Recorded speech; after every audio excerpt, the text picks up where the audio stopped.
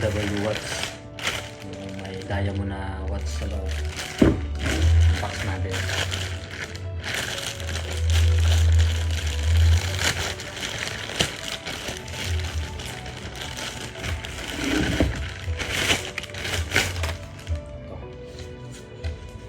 JBW watch. Yan.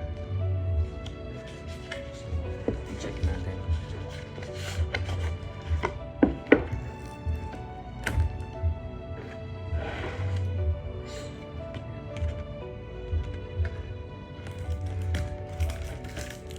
Ito yung kanyang serial number.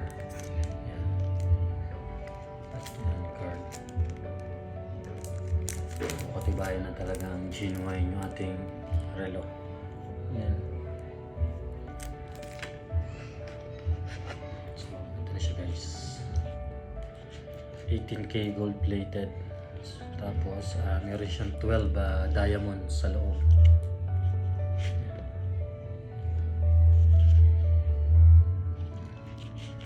So, medyo mabigat siya. Malaki rin yung ano. So, meron siyang parang lock dito para hindi mo na siya umandar. So, tanggalin natin. Hanggang pala dito sa loob ng box ay ayan. Oops, meron pang manual. Ito pala. Manual. Ito yung manual. International warranty. So,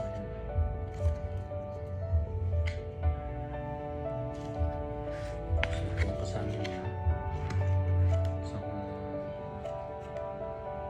registered your warranty na kalagay yung manual. And then yung kanyang card. Yan. Then sa box, yan. Silica gel na lang yung naiwan. So ito. Medyo mabigat siya.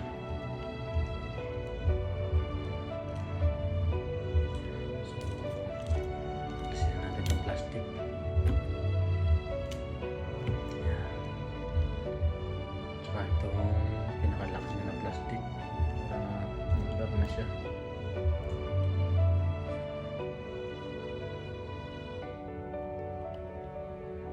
Yun. Mandar na siya guys. Yan. So, anong oras ngayon? 10:36. So, tama natin yung oras. 10:36.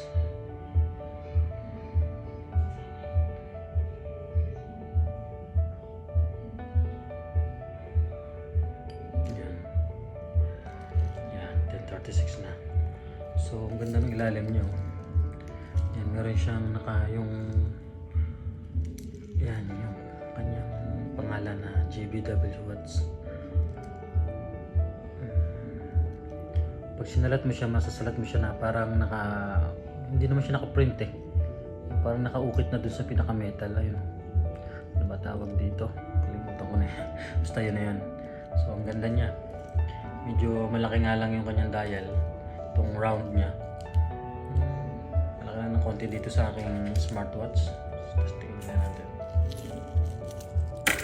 Mumurahin lang kasi ito eh. Pang araw-araw.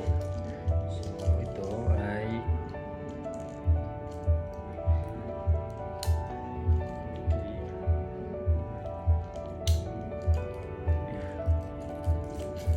medyo na malaki siya.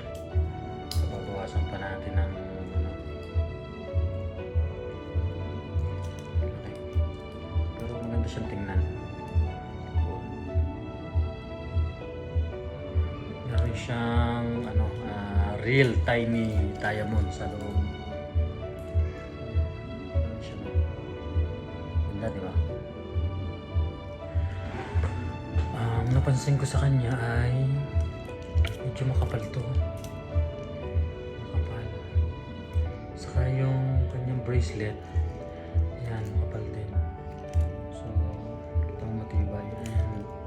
18K gold plated itong body niya, stainless.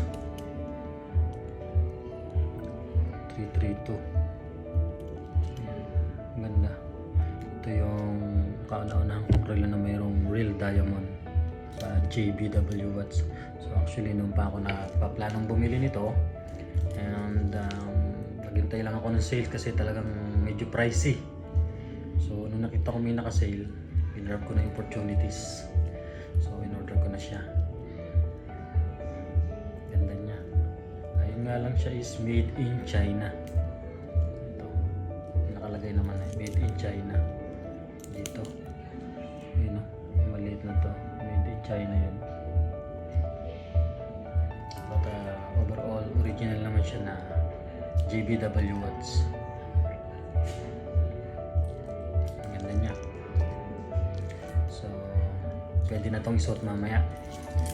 Tama, anniversary ng panambahan namin bukas. So, ito gagamitin ko. Ganda. So, yun. Nandito na lang po ang ating video. And mamaya, dadaling ko siya sa gumagawa ng relo para pabawasan yung kanyang bracelet para mapit sa ating braso. Salamat.